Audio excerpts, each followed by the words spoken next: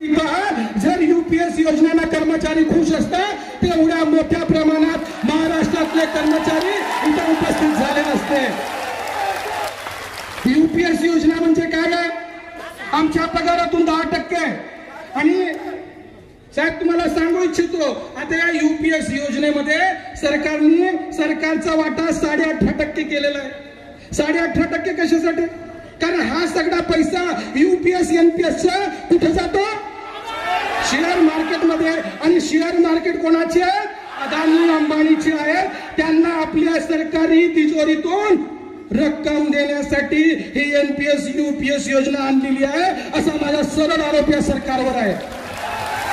UPS योजना म्हणजे नुसती फसवी योजना आहे।